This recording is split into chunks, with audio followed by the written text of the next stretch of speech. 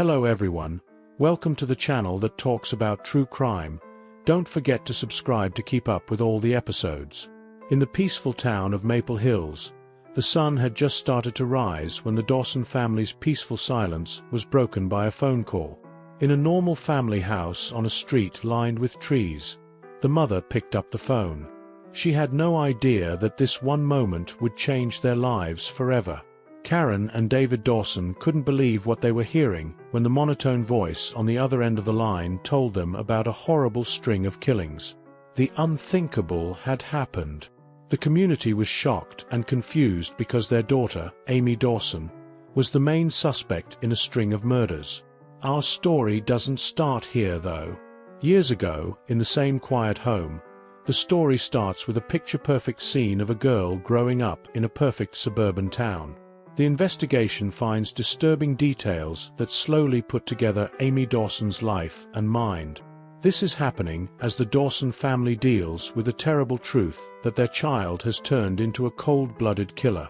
The scary question this documentary tries to answer is, how does a good child turn into a killer, and how could her parents have missed the warning signs? Amy Dawson was born on a warm summer night in June 1994. She is Karen and David's first and only child. Maple Hills was the kind of town where everyone knew each other. It was a small, friendly place where people felt like they belonged. David, a high school science teacher, and Karen, a nurse at the nearby hospital, were so happy the first time they brought their baby girl home. Amy's childhood didn't seem very interesting. It was a standard story of a girl growing up in a safe and loving home. She was quiet but never shut down. She got all A's in school and went to the neighborhood youth group every week. Karen and David were amazed at how nice and obedient Amy was compared to other kids her age as the years went by. She never fought or threw temper tantrums, and she always did what she was told. Karen remembers, her voice shaking a little. She was always so willing to do what I said. She never made things hard for us. I thought it was just because she was polite by nature. We felt blessed to have a good kid.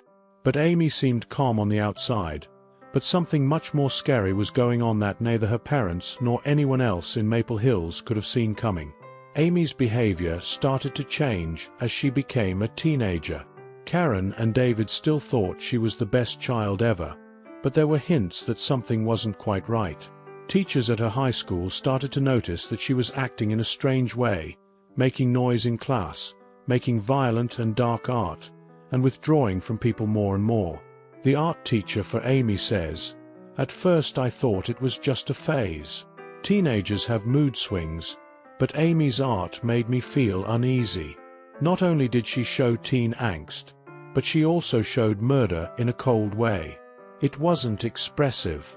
It was stiff. Even Amy's friends started to pull away from her.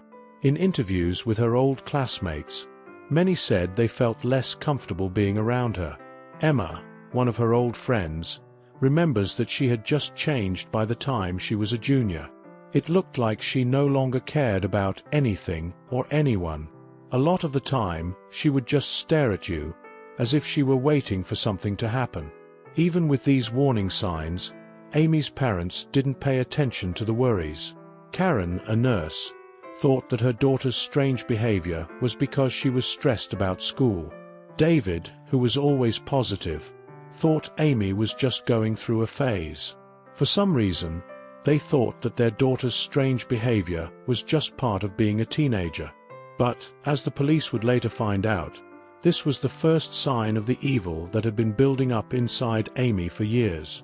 The good, responsible kid had been keeping something from everyone the whole time. In the summer after Amy graduated from high school, there was a murder. Michael Grant, a drifter from the area, was found dead in the woods not far from town. He had his throat cut in what looked like an unplanned act of violence. The town of Maple Hills was shocked by the violent crimes that happened there. The cops didn't have any leads, and the crime was written off as the work of a tourist. However, it wasn't long before more bodies showed up. Killings happened all over the place, and the victims didn't seem to be connected. A woman over 80 in her own home, a teen boy found killed by the river, and a young mother stabbed to death in the parking lot of a grocery store. The town was filled with fear as each murder got worse than the last. People in the town started locking their doors at night, which was something they had never done before. No one thought Amy was guilty at the time. She had just started college and was living with her parents while she drove to a nearby school. From the outside, she looked like any other young woman. She was quiet and focused on her work, but she was still the polite girl they knew. But later, the police found out that Amy had been living two lives. The quiet, loyal daughter who lived at home was actually a cold, calculated killer. With each murder, she became braver and more sure of her ability to stay away from police. On an otherwise normal day in November, the truth about Amy Dawson came to light. In the weeks before that day, Karen and David had seen a change in how their daughter behaved. She had shut down more, and her eyes looked empty and far away. But once they saw her notebook, everything they thought they knew about their daughter fell apart. David found it under her mattress when he was cleaning her room. It was a small black leather journal that was full of detailed descriptions of the killings.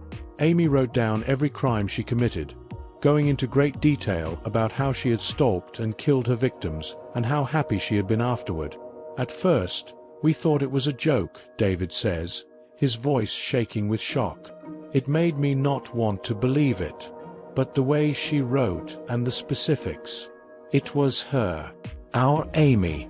In the days that followed, Karen and David had to make a very scary choice. They should either turn in their daughter or keep her safe. It was not possible to make that choice. But as more bodies were found and fear spread through the town, the Dawsons knew they could no longer hide. It was the worst night of their lives, the night they called the cops.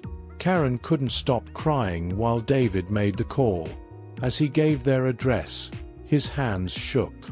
Amy didn't fight back when the cops came to arrest her. She didn't beg or cry. With those cold, dead eyes, she just stared at her parents. Those were the same eyes that had loved and cared for them before. During her questioning, Amy didn't show any regret for the killings. She was cool and matter-of-fact, as if she were talking about the weather instead of the people she had killed. Investigators were shocked by how little humanity she showed. She didn't feel guilty or ashamed. All she felt was a calm desire to see how far she could go. Detective Harris, who is in charge of the case, says, "She was unlike anyone I've ever questioned. Emotions are what most people show, whether they're scared, angry, or sad. But Amy was empty. It was very scary."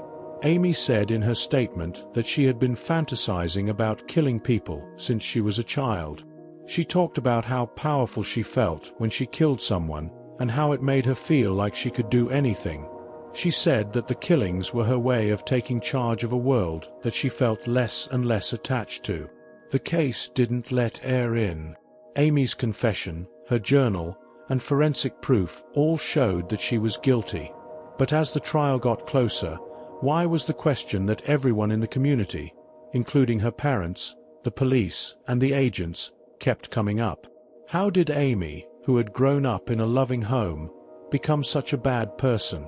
Amy Dawson's hearing was one of the most talked about in the history of the town.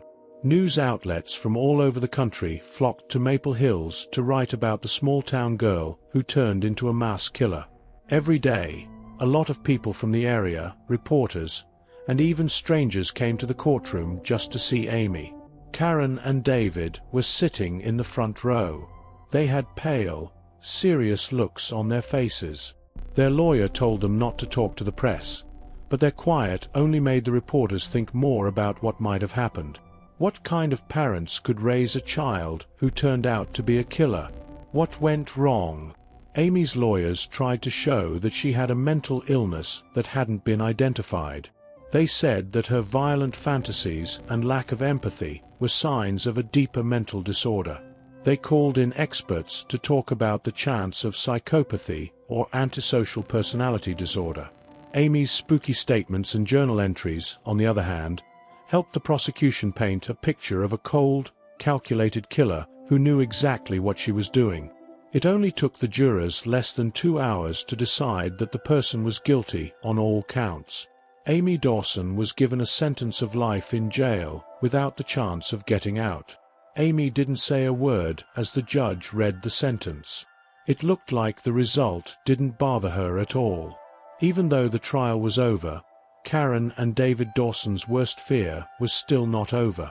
Their daughter, whom they had loved and raised, killed many people. The weight of that truth was too much to bear. They had to leave Maple Hills because they couldn't stand the looks and whispers of their old neighbors and friends. No one in the small town where they moved knew about their story. Karen and David had a hard time coming to terms with what had happened in the years that followed. They went to see Amy in jail once, but it was too painful. Amy was cold and far away, like she didn't even know them. Karen says in a low voice, "I don't know that girl. The girl we raised is no longer with us. That woman is not known to me." People in Maple Hills are still scared about the story of Amy Dawson. The story is about a child who seems perfect but is hiding a terrible and dark secret. But it's also a story about how terrible it is to deny something. How Karen and David missed the signs that something was very wrong because they wanted to believe the best in their daughter. Since then, experts have said that Amy's actions showed many of the signs of a psycho. She doesn't care about other people, wants to be in charge, and can control the people around her. But it's still not clear how much of this was nature and how much was culture. What could have been done to stop the terrible event? Or did Amy always have to go down this dark path? Even though Amy Dawson was found guilty at the end of her hearing, the effects of her actions were still felt in Maple Hills and beyond. No one involved in the case was the same after learning about her acts and how they affected her mental health. Amy's life at this point was more than just a study in law enforcement. It turned into a scary look into the worst parts of people's personalities. Karen and David's mental breakdown was a lot like how their daughter's identity was falling apart. In their search for solutions, they talked to psychologists who looked at Amy's behavior from when she was a child to when she was an adult. As experts talked about Amy's seemingly perfect childhood, each meeting made her parents feel worse. One psychologist, Dr. Stanley Hirsch, said that Amy's lack of feeling was a sign of psychopathy, a problem that had probably been building up for years. In an interview, Dr. Hirsch said that she probably felt feelings differently than most people, even when she was a child. As a kid, she was very obedient and willing to follow rules. This might not have been a sign of a healthy child. It might have been a sign of being emotionally distant. She didn't protest because she didn't have a real link to the world around her. Karen would later remember that these talks, even though they taught her a lot, hurt her heart like being stabbed over and over again. How could the girl she had held in her arms, sung to sleep at night, and loved so much become someone who could do such horrible things? The picture the experts painted wasn't of a child who was pushed in the wrong direction. It was of a child who may have been doomed from the start. David, who has always been a realist, found comfort in knowing how Amy's behavior was caused by science. It took away the guilt, but it didn't go away. Had they added to her sadness in some way? Were there any changes they could have made? It seemed like every answer the experts gave them led to 1,000 more questions, and none of them gave them the peace of mind they were looking for. It was just as scary for Amy to be locked up. Her attitude didn't change as the years went by. She stayed cold and calm. Guards and other prisoners said she was eerily calm and didn't show any signs of fear or regret. The staff was confused by Amy's total lack of response to her situation. Some of them had worked with violent offenders for decades and had never seen someone so disconnected from their crimes. One prison worker who worked with Amy every day said, "She doesn't seem to care that she's here. When people understand they'll be here forever, they usually get mad or at least upset." But her. Nothing. Like she already knows, or, even worse, like she never cared in the first place. Amy quickly became known in jail for being smart and being able to get what she wanted. Although she rarely got into fights, she had a way of controlling the minds of those around her. In spite of the fact that she was never mean, she used carefully chosen words to make the prisoners fight with each other. Soon, Amy was seen as a shadowy figure in the jail. People were afraid of her not because she was strong, but because she was smart. In talks with jail psychologists, Amy kept showing a strange lack of attachment. When asked if she felt bad about killing those people, her answer was shockingly easy. Not at all. They were important. Back in Maple Hills, people were still shocked by Amy's crimes a long time after the hearing was over. People used to like living in that quiet town because everyone was nice and close. But then a mass murderer moved into the town and made it famous. It was clear that someone had betrayed them. A lot of Amy's old friends, teachers, and neighbors had a hard time putting together the sweet, quiet girl they knew with the violent killer she had become. "You think you know someone," Amy's art teacher in high school told her. "I looked at her art for years, and while it did have some sad parts, I never thought they were real. I never in a million years thought she could do what she did." Parents in the area became more protective of their own kids. Some even got their kids' psychological tests because they were afraid that their kids might also be hiding something dark. People in the town were afraid that someone could live there for years without showing who they really were. Karen and David had to move because they had to sell their house. People in town were talking behind their backs and giving them sideways looks. It was too much for them to handle knowing that their daughter was causing so much pain. Moving away didn't get rid of the memories, but it did give them a chance to start over, even if that meant carrying a weight that no one could fully understand. John Dawson, Amy's cousin and one of her first victims, died. This may have been the worst tragedy of all. John lived through the first attack, but he died from his injuries weeks later in the hospital.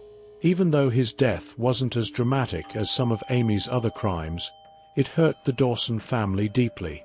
David and Karen's terrible loss was John's death, which made their already broken family even worse. His parents, who were David's brother and sister-in-law, were so upset after the trial that they could hardly look at them because they knew their niece had killed their son.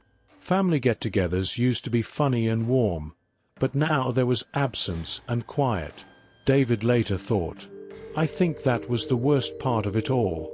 I'm losing John." Yes, all of those lives were lost, and I don't mean to make any of them less important. But John, he was family. He was our blood. Amy took him away from us. The story of Amy Dawson was talked about all over the country. A lot of people were not sure if justice had really been done. Some people said that Amy's lack of regret and her planned approach to the killings meant that life in jail wasn't enough. Shouldn't someone who is so cold and doesn't want to change be put to death? Some people said Amy's mental state should have played a bigger role in how she was sentenced. Was she really in charge of what she was doing, or did she have a very bad mind? Legal experts broke down the case and used Amy as an example of how complicated criminal justice can be. There was a lot of talk about punishment versus recovery. Could someone like Amy be fixed, or was she too damaged to be saved? Could she be helped to feel emotions, or was she just born that way? In the end, Amy stayed in jail, and her punishment did not change. But people still talked about what should have happened to her long after the trial was over. She became a case study in both the legal and social communities. The city and the country as a whole will always remember her crimes and the fact that no one has a clear answer. Things would never be the same for Karen and David again. Even though the experts told them Amy's behavior was probably caused by things they couldn't control, they felt terrible about having raised a killer. Small things, a new place, new routines, and each other helped them feel better. But Amy's crimes, John's death, and the fact that their family would never be innocent again would leave a hole that could never be fully filled. In one of her last interviews, Karen said, "We visit her sometimes, but it's hard. She's not the same person. Or maybe she is, and we just didn't know her well enough. I'm not sure which is worse." David, on the other hand, kept his cool, even though his eyes showed that he had seen too much pain. "He told me to do what I can to move on. But this can't really be moved on from." One scary thing about Amy Dawson's story is that it shows how bad things can be under the surface of even the most normal lives. The story makes me wonder more than it answers. This is a story about nature versus culture, guilt versus innocence, love versus betrayal. The Dawson family and the people of Maple Hills will remember this story for a long time. It's not just about a girl who turned into a killer in the end. It's about how trust is easily broken, how unpredictable people are, and how terrible it is to turn a blind eye. The Dawsons' lives used to be full of love and happiness, but now they are marked by sadness and silence. The darkness that had been growing in their home for a long time has torn their family apart.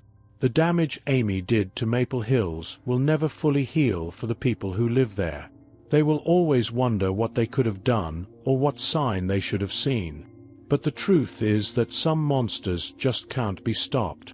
When someone is born, they don't change. Their real nature only comes out after they've done harm. In this episode, we look into the darkest parts of people's minds and the acts that shock the whole world. Don't forget to subscribe and hit the bell to stay up to date on all of our new shows. Stay safe and close to the people you love until next time.